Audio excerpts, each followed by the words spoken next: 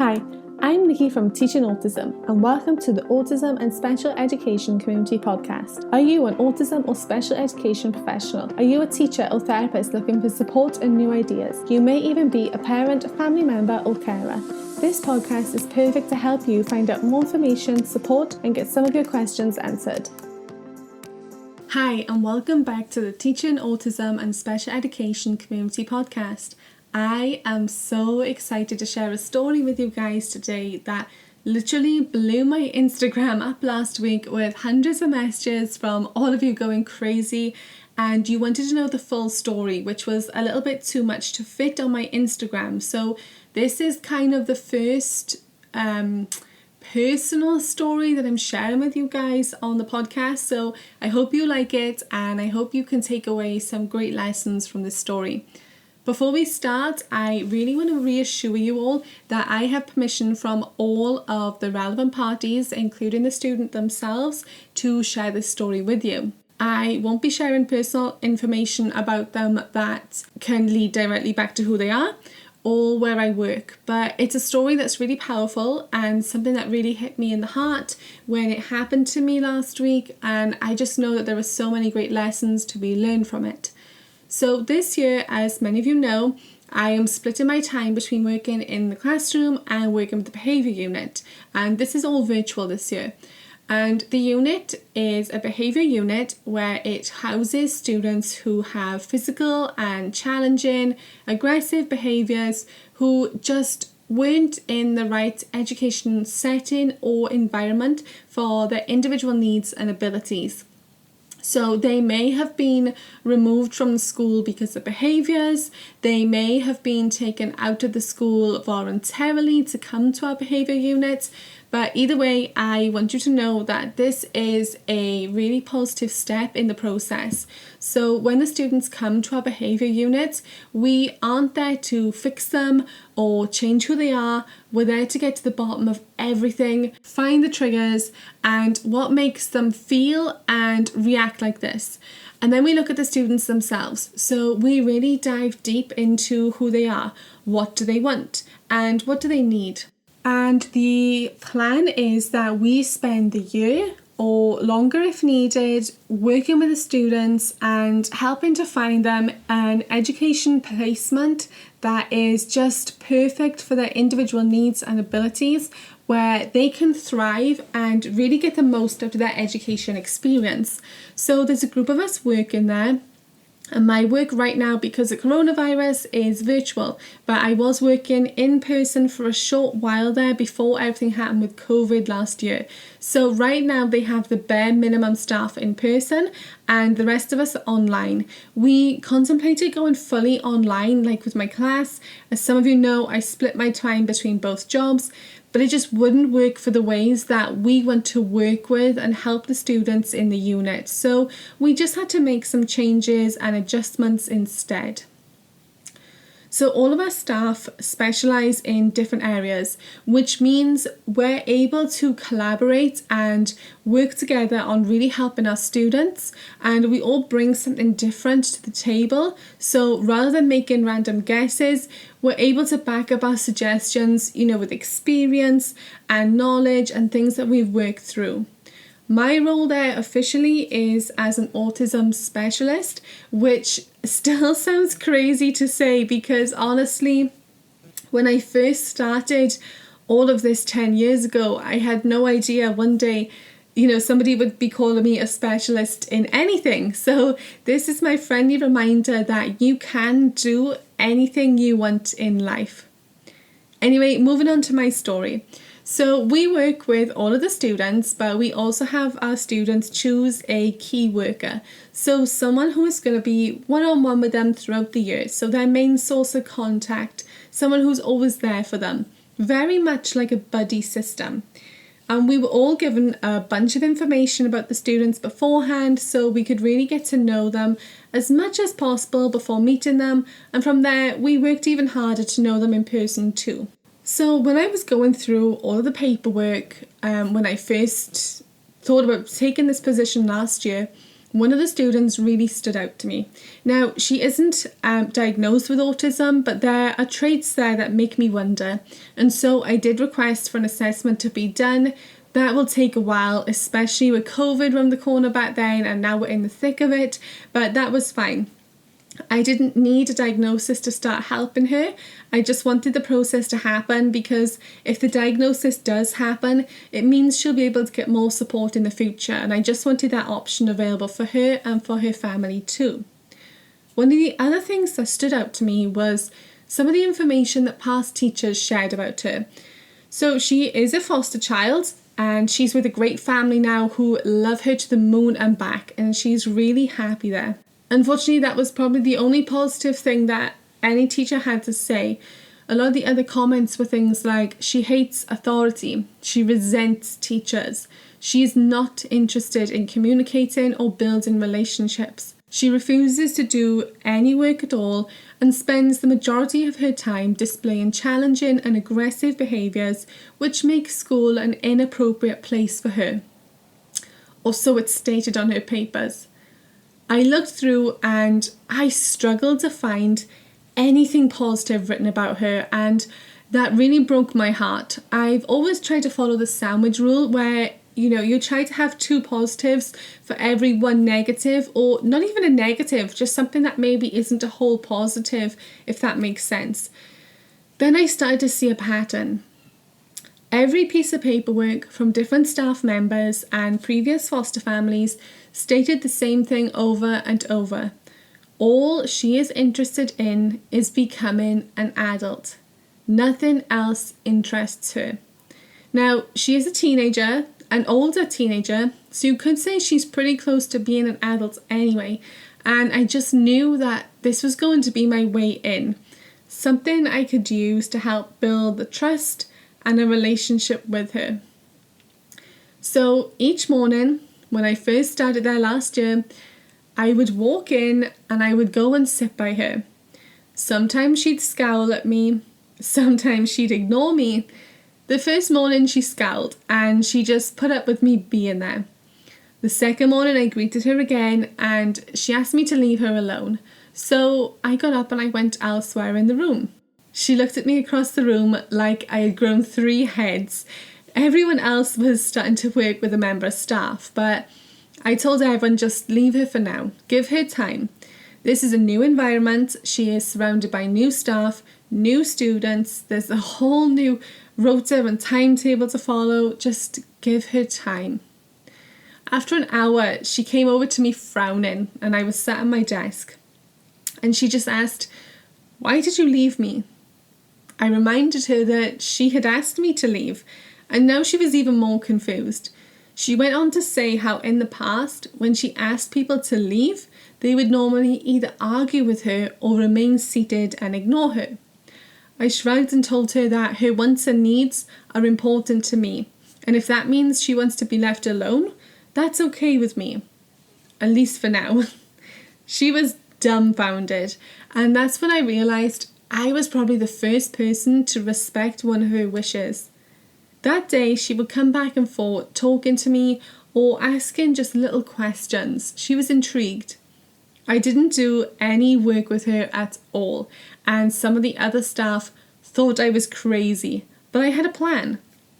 I was just really hoping that my plan was a good one, because at that time, I had no plan B. The next day, I walked in to sit down with her, greeted her, and she nodded back at me. She didn't greet me back, but she also didn't scowl or ask me to leave. So progress is progress, right? So I left her for a little while, let her have her peace, and she would come back and forth to me throughout the day. Again, it was another day I didn't make her do any work. Now the other staff really thought I was crazy, but I reminded them it's still her first week. What's more important right now? Me getting into a power struggle and forcing her to work, or building a relationship and trust with her? Of course it's the latter, because that's what's going to make for a successful and positive year ahead. The next few mornings, I did the same thing. I would go in and sit by her, greet her, and I'd start to try and make casual conversation. I'd also throw in compliments here and there, Things like, I really like your hairstyle today. Did you plait it yourself? I love how bright your blue eyes are. I wish my hair was as shiny as yours. What do you do with it? All things you generally hear in adult conversations, and I could tell by her face each morning I was gaining her interest. One day, after about a week, I asked her to come and sit with me at my desk in the corner. She looked surprised, but she nodded and came over to sit with me. I told her I wanted to show her some photos so she could learn more about me. Thankfully, she seemed excited. So I flicked through and I showed her some pictures of me, my partner, my cats, our house, our car, our garden, what some of our vacations look like. And it was in that moment I knew I had her. She would constantly ask questions about every photo I showed her. Why did we choose that car? Why that colour? Why that house? What did I like about my house? How old was I when I bought my house? Where's my favourite place to travel? Constant questions, which drove constant communication, which drives relationships. Then I decided to be brave, so I knew full well this could make or break the progress that I've made. And I just said to her, hey, someone told me you can't wait to be an adult. Is that true? She nods at me and doesn't say anything else. So I let out this huge exaggerated sigh. You know how we all like to dramatize our stories, right? And I say, I remember I couldn't wait to be an adult. When I was younger, I used to tell my parents all about the type of adult I wanted to be. Really? She asked, sounding so surprised. And just like that, I had her attention. I had made a connection with her. We shared something. And that fuels trust. Why do you want to be an adult? I asked.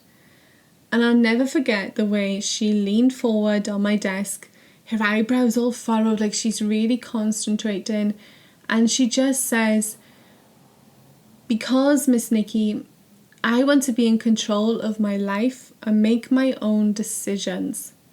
Honestly, I think my heart stopped beating. This poor girl that had been pushed back and forth, she just wanted to be able to make her own decisions.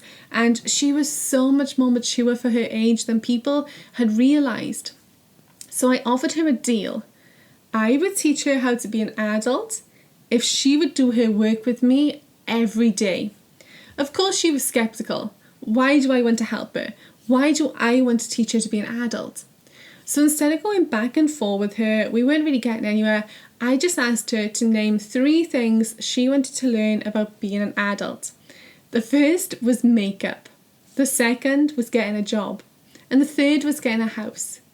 So I nodded and went along with it, wondering how am I going to link these to the curriculum and the targets that she has. I mean, we've all had students with interests that we can easily link to the curriculum. Interests like trains or horses. And then I twigged it really was that easy. I just had to teach her functional life skills that met curriculum goals as well. So that morning, I had actually been given this really nice new diary for the year as a welcome gift. So I pulled it out and I started to draw a timetable on it with the students sat next to me. And I spoke to her while I was doing it, how I was drafting up, and every day she had to complete 3 work activities for me, and then whatever time was left over, we would work on learning how to be an adult. So the quicker she was at completing those activities, meaning no running away, no hiding under her desk, no refusing to do them, the more time we had working at being an adult. Then I got her to sign it. She laughed at me and I tried to remain serious, and I told her, as adults, when we make a deal or agree to a contract, we sign it because that makes it official. So we spent the next 5 minutes using post-it notes to create a signature for her, and then she signed it. Now I just had to hope that it would work. So each day after that, we would sit down and complete the work that I asked of her. And the other staff members were actually impressed, and thankfully my plan was working. So she was opening up to me more and more every day. She'd tell me how everyone was always making decisions for her. when she has to leave a foster home, when she moves to a new home, what she should call them, what field trip she's allowed to go on, how much money she's allowed, why she isn't allowed to see her parents. And each night I'd go home and I would read through her incident reports of previous schools and classrooms. And once I'd gotten to know her more, the triggers were so easy to spot. The moment she felt like she was not in control of herself, her life, or her decisions, she would display those same challenging and aggressive behaviours. Anyway, each day we would spend working on the curriculum first. Then we'd work on adult lessons. So the first week was all about makeup. Now, this is not a very big strength of mine. So what I did was hop on YouTube, showed her YouTube tutorials. We talked about different types of makeup. Then we started to compare makeup. Which one is more expensive? How do you find the right foundation for you? What ways can you ask for help? She was fascinated and loved it. So I spoke to the foster parents to get their permission, and then I made her another deal. I told her if she could earn a star every day, signalling that she had completed her work that day for 30 days, at the end of it I would take her out to a beauty store and we would look at makeup and try some samples. And this time she made me sign a contract and she asked if her foster mother could come with us. Of course I agreed, and every morning she got to work and she was really excited. After 3 weeks we started to work on getting a job. So we talked about the different types of jobs that are available, how you would find a job, working out the salary of a job, what qualifications you need, how to behave during a job interview. There were so many ways to deep dive with this topic. Unfortunately, that is when COVID hit and everything shut down. Now I was hit with a realization of a couple of things. One being that our contract was about to be broken for her reward. And I really didn't want that because then her trust was going to falter in me. So I hopped on a Zoom call with her and we talked about COVID, how things were closing and how this would affect her contract. So I told her, would you mind if instead of going to a beauty counter because they were all now closed, would she be okay with me getting some samples mailed to her and we can continue our learning online? Then her foster mother could show her how to do different makeup. Thankfully, after a bit of back and forth where she originally really wasn't happy with this change, she was soon won around when she realised it was that or nothing because everything was closing. So we carried on with our weekly lessons through Zoom until the summer. And over the summer we had 8 weeks off, but I would check in with her once a week just to see how she was, and we worked on sending emails and mailing letters back and forth, so more important life skills. When we started back in September, my position was going to be online, so I would do a daily Zoom lesson with her, and this seemed to work fine, and I promised her that I'd make it up to her once I was back in person with her, and she agreed. So we set to work again, working each day on the curriculum first, and then having adult lessons in the afternoon. Our most recent lesson was about the future. So she had worked really hard that morning with an assessment, and then she asked me for an extra hour of adult lessons. I agreed, but I told her how I was going out for food that night with my partner, so I might be dressed differently because I'd have to leave straight away. It was still professional, but I wanted her to know I wouldn't be dressed in my usual work clothes. She said this was fine. So for her homework, that lesson, while I'm there dressed now in my date night outfit, I asked her to draw me a picture and write about what or who she wants to be when she's older in her journal for homework and to show me the next day. She seemed excited and I left her to it. The next day, I hop on a Zoom call with her, we work on the curriculum as always, and then in the afternoon we get to the adult lessons. So as always, I start with asking her to show me her journal entry and explain it. So this is something we've started to do every day. I just feel like her having a journal really helps her to be more open with me. Guys, this is where it gets emotional, at least for me. So she holds up this journal entry and I've shared it over on Instagram, so go check it out. And she just went, "It's you. I want to be you." I was floored, and I literally couldn't speak at first as I looked at the journal entry. She had drawn a picture of me from my outfit in the night before, and then she'd written a few lines underneath. So I asked her to read them to me. And it said, "When I'm an adult, I want to be like Miss Nikki. Because when Miss Nikki walks in the room, everyone turns to her. Everyone likes Miss Nikki. They listen to what she says, and they always say how clever she is. But also, Miss Nikki doesn't care what other people think. She does what's right and what she wants.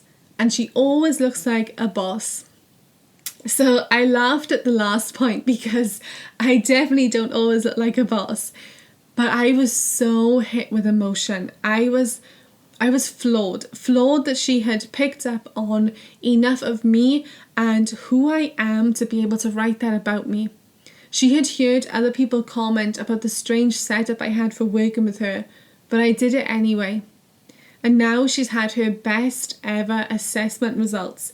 She's working on the curriculum every day, all while working on important functional skills. And she's happy because she believes that she's working towards becoming an adult. Now, don't get me wrong. This has not been behaviour free. We have had our ups and our downs, and I've had to refer back to the contract a few times. But I also let her know that her feelings are valid. It's okay if she's angry or upset. And then I ask her what she wants. Does she want me to leave her alone? Does she want to go for a walk? I give her the control that she so desperately craves in a way that she can have it. When she calms down, she's got this thing where she always apologises and then panics that she's broken our contract, which is when I pull it back out and I show her the terms. The first contract is the wrong time to prioritise her behaviours. First, I just needed to build a relationship with her, build trust, and get her working. After this, our next contract is going to be focused on managing our emotions and what she can do to calm herself down so that she doesn't have to get physical or aggressive. You want to prioritise what the student is ready to work on. So when I first started working with her, she was oblivious to the challenging behaviours that she could present. She saw absolutely nothing wrong with them. So it didn't make sense for me to go in all guns blazing and start there. First, I had to work on our relationship and trust. I had to learn more about her, understand her. And as we connected and I tried to act as a positive role model, the behaviours definitely became less frequent. It also helped that I got other staff members to role play with me without her knowing. So I'd get them to come over and say something to me or ask me to do something, and I'd pretend to get mad and shake my head and ask them to come back later. And I'd use that as a discussion point with the student. So I would say, "I'm really mad because it's Miss Smith's turn to take attendance today, not my turn, and I don't want to do it. But if I do this to help Miss Smith, that makes me a good friend. She'll be happy and she'll want to help me in the future too." And I used to watch her taking it all in. Even if she wouldn't reply, it's like she was a sponge absorbing everything going on around her. Now, I'm not sharing this story today to brag or to boast about how well my plan is working. First of all, this plan could have gone either way, and I'm just grateful that it's proven to be a success because I had no plan B set up. It was just plan A at that moment in time. But this could all change tomorrow, and I'm definitely not an expert, but I shared this message for 3 important reasons that I really want you to think about and take away from this episode today. Number 1, your students are always watching you and learning from you, even when you don't realise it. Be a positive role model and use that to your advantage. Make role play situations like I did to show your students how to react in different situations. Showing them is so much more powerful than just telling them. Number 2, relationships and trust are the foundation of a successful and positive learning environment. Focus on those first before you start placing demands on your students. Number 3, never dismiss a child's interests. If this teenager had been interested in ponies or a certain movie or TV show, Teachers would have jumped at the opportunity to make resources to all of those themes. But the teachers she was working with missed a huge opportunity when they dismissed that her main interest was wanting to be an adult. Sure, it took some extra thinking on my part to tailor those lessons to meet the curriculum, but I did it, and it paid off. She gets to work at becoming an adult while completing the curriculum and achieving the targets expected of her. Interests can look 100 different ways, but there's still always a way for you to use that to help your student progress. I hope that today's podcast episode was interesting for you. I know sometimes personal episodes can be a little bit less informative, but I do hope you've been able to take away some valuable lessons learned from this story today. Don't forget to head over to my Instagram, Teaching Autism, and check out the photo I shared that the student created for me as part of her journal entry. If you have a positive story to share with us, please head over to the comments and let us know. I know that during this time, things are really stressful for all of us, and it's really easy to get caught up in all the negatives. But being able to share a positive story or two is a great way to lift your mood and to help remind you that even on the days when you're truly doubting yourself, you have that reminder that you are making a huge difference in someone's life. Thank you for listening, and I'll speak to you again soon.